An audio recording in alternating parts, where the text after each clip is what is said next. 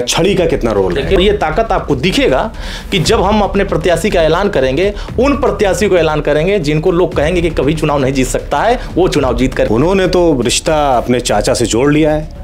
दल तो मिला लेंगे, लेकिन दिल कैसे मिलाएंगे? ये दल तो मिल गया, लेकिन दिल अभी भी कड़वाहट है। दिल मिलाना बड़ा मुश्किल है। ये तो नवरत्नों के इशारे पर काम कर रहे हैं। अब वो कैसे कह देंगे कि नहीं ये बहुत अच्छे आदमी है, इधर से भाला उठ जाएगा, उधर से भाला उठेगा कि हमारे लोगों को एडजस्ट करो, नहीं तो फिर लोकसभा की बात कर। मैं लोकसभा की बात कर रहा हूँ, इसमें उनका कुछ नहीं चलेगा। तो भाई अब वो भी मौलाना लोग कह रहे हैं कि भाई हम तो बहुत लंबे समय से दरी बिछाए, अब हम विकास के साथ जाएंगे। देखिए रामपुर में विकास के साथ चले गए, तो कहीं ना कहीं चाचा भतीजे का साथ रंग ला रहा है ना। निधन के बाद से सिंपैथी का चुनाव था। चाचा का क्या वहां कुछ नहीं था? इसका मतलब कि वहां चाचा का कोई वजूद नहीं था, इसलिए वहां नहीं जीतवा पाए। श्री अखिलेश यादव अनमेच्योर नेता है, अपरिपक्व नेता है।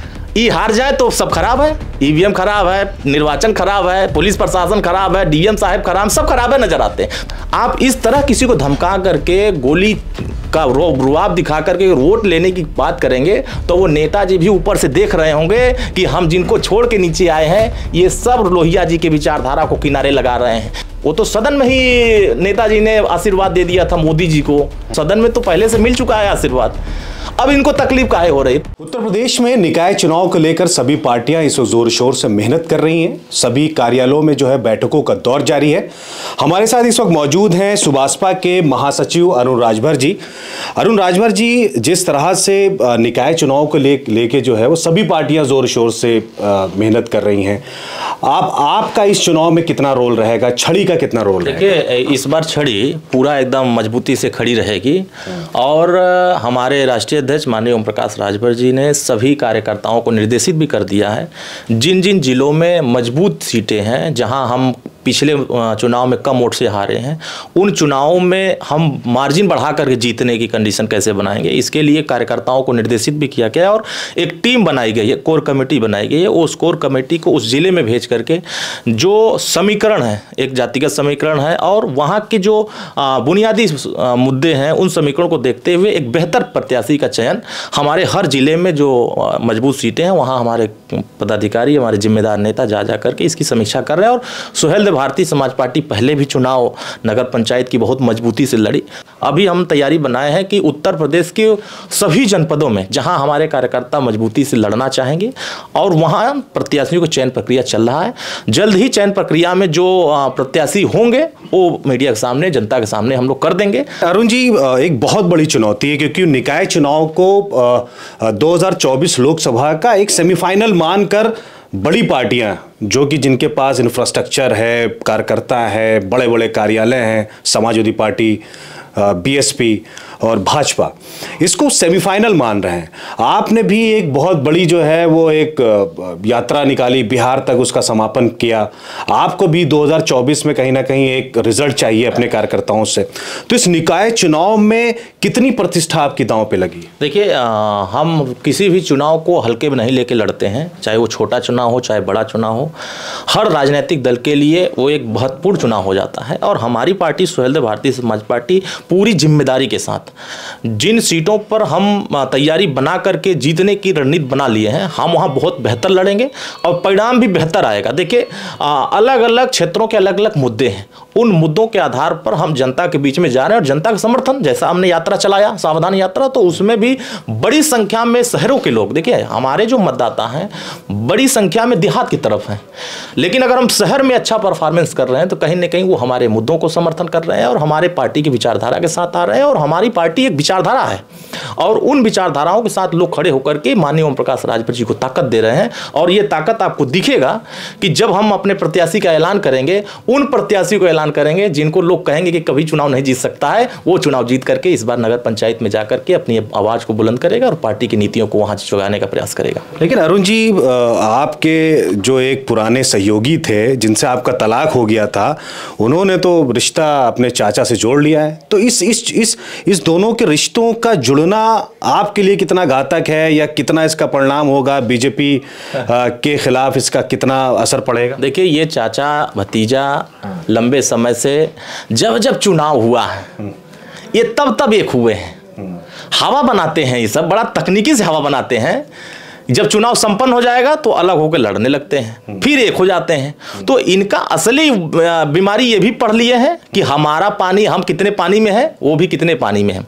और दोनों लोग अपनी अपनी क्षमता को आकलन कर लिए हैं। मैंने देखा है चाचा 2019 में अकेले लोकसभा चुनाव लड़े, सुहेलदेव भारतीय समाज पार्टी 32,000 वोट पाई और चाचा पाए 1500 वोट। तो चाचा भी समझ गए कि हम पियर के चाचा से तो छोटे ही यहाँ ताकतवर हैं। तो कहीं ना कहीं वो अपना सम्मान, अपना प्रतिष्ठा बचाने के लिए चाचा की मजबूरी या उनकी जरूरी मजबूरी तो श्री अखिलेश यादव जी की, तो वहाँ वो चले गए। तो इससे देखिए दल मिल सकता है, दल तो मिला लेंगे, लेकिन दिल कैसे मिलाएंगे?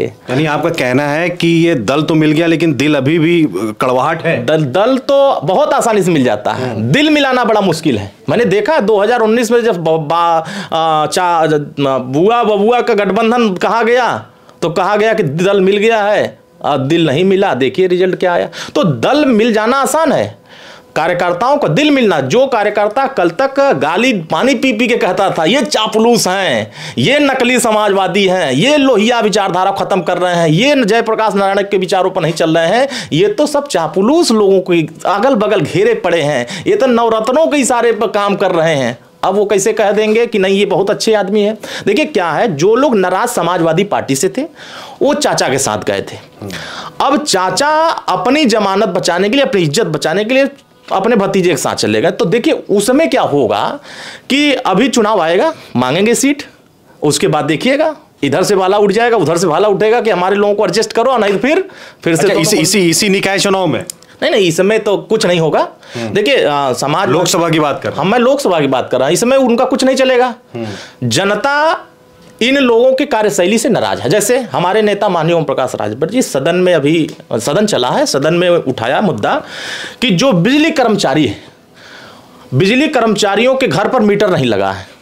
सरकार जो गरीब कमजोर है उनके घर मीटर लगा करके 2,000, 40,000, 50,000, 35,000 का बिल भेज रही है। लेकिन वही सरकारी कर्मचारी जो बिल लेने जा रहे हैं, अगर उनके यहाँ मीटर लगा करके उनसे जीएसटी वसूला जाए तो मुझे लगता है कि उनको भी एहसास हो जाएगा कि जिन गरीबों को हम बिजली भेज रहे हैं 20-20 हज़ार का बिल, हमारे यहाँ भी अगर आने लगेगा तो उसको तकलीफ होगा। तो वहाँ उनसे ना जीएसटी लिया जा रहा है और ना उनको तो निःशुल्क बिजली दिया जा रहा है। अगर उनको निःशुल्क दिया जा रहा है कर्मचारियों को, तो फिर गरीबों को निःशुल्क बिजली क्यों नहीं दिया जा रहा? तो जब सवाल सदन में उठा, बात करते थे 300 यूनिट बिजली देने की फ्री, और जब सदन में इस बात को चर्चा करना हुआ कि अगर पूंजीपतियों के कर्जे माफ हो सकते हैं तो फिर घरेलू बिजली का बिल माफ कराने के लिए सरकार के समक्ष अगर हमारे नेता माननीय ओम प्रकाश राजभर जी आवाज उठा रहे हैं, तो फिर समाजवादी के लोग विरोध क्यों कर रहे थे? इसी से पता चल गया कि ये बुनियादी मुद्दों के साथ नहीं है, जनता के मुद्दों के साथ नहीं, ये सिर्फ अपराधी के साथ है, भ्रष्टाचारियों के साथ है, गुंडों के साथ है, और जो पाकिस्तान से उत्तर प्रदेश में शरणार्थी होगा उसके साथ रहेंगे, बांग्लादेश से जो शरणार्थी रहेगा यहाँ उत्तर प्रदेश में रहना चाहेगा तो समाजवादी के विधायकों से संपर्क करेगा। तो यही काम उनके जिम्मे है।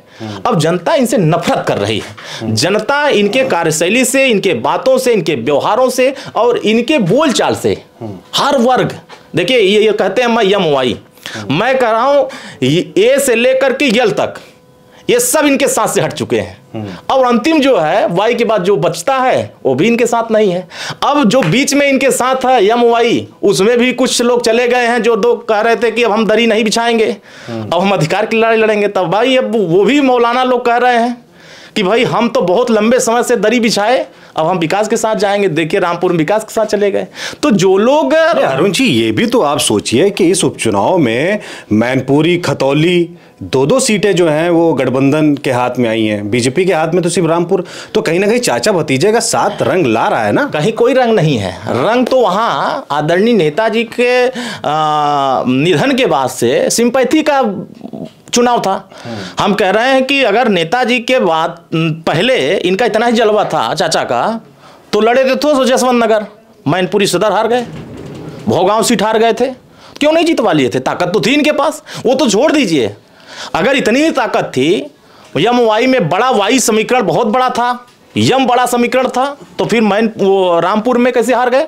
चाचा का क्या वहां कुछ नहीं था? इसका मतलब कि वहां चाचा का कोई वजूद नहीं था, इसलिए वहां नहीं जितवा पाए। आरोप लगा देंगे कि पुलिस प्रशासन, निर्वाचन अधिकारी, ये श्री अखिलेश यादव अनमेच्योर नेता है, अपरिपक्व नेता हैं। अगर यह बात किसी के सामने कहा जाएगा कि रामपुर में इनके साथ प्रशासन ने गड़बड़ी किया तो सरकार तो भाजपा की है, तो क्यों नहीं खतौली में प्रशासन काम कर गया?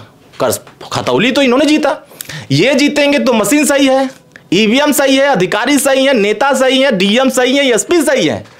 ये हार जाए तो सब खराब है, ईवीएम खराब है, निर्वाचन खराब है, पुलिस प्रशासन खराब है, डीएम साहब खराब, सब खराब है नजर आते हैं। तो ये अपनी जो चेहरे हैं, उनके जो चरित्र हैं, ये नहीं बताते हैं कि हम लोग बूथों पर धमकी देकर के लोगों को पहुंचा रहे थे, नहीं जाओगे तो ठीक कर देंगे। देखिए मैनपुरी में आया ना खबर कि इनके प्रत्याशी भाजपा के पक्ष में कोई जनता ने वोट कर दिया, किसी मौर्या जी ने कि कौन जी ने, तो इनके गुंडे पहुंच गए, मार दिए गोली, किसी महिला को लग गया। तो अब आप इस तरह किसी को धमका करके गोली का रुआब दिखा करके वोट लेने की बात करेंगे तो वो नेताजी भी ऊपर से देख रहे होंगे कि हम जिनको छोड़ के नीचे आए हैं ये सब लोहिया जी के विचारधारा को किनारे लगा रहे हैं, ये सब जयप्रकाश नारायण जी के विचार होगा, ये डॉक्टर अंबेडकर के सिद्धांतों को किनारे लगा रहे हैं। ऐसे लोगों को वो तो सदन में ही नेताजी ने आशीर्वाद दे दिया था मोदी जी को कि मोदी जी मैं तो आपको पुनः सदन में आने के लिए, सभी सदस्यों को आने के लिए मैं आशीर्वाद दे रहा हूं। तो सदन में तो पहले से मिल चुका है आशीर्वाद, अब इनको तकलीफ काहे हो रही है? तो चाचा और भतीजे कुछ भी कर ले, 2024 चुनाव इनको भी पता चल जाएगा कि उत्तर प्रदेश की जनता समाजवादी पार्टी के नेता, कार्यकर्ता और उनके पदाधिकारियों से कितना नफरत करने लगे। चलिए बहुत बहुत शुक्रिया। ये थे अरुण राजभर जो कि अपनी बेबाकी के लिए जाने जाते हैं। उन्होंने साफ तौर पे कहा है कि शिवपाल सिंह यादव भले ही अपने भतीजे के साथ दिल मिला लिया हो, लेकिन कहीं ना कहीं उसका परिणाम बहुत अच्छा नहीं आने वाला है और 2024 में इसको पता चल जाएगा। कैमरा पर्सन आयुष के साथ मुजाहिद जैदी, द लीडर हिंदी, लखनऊ।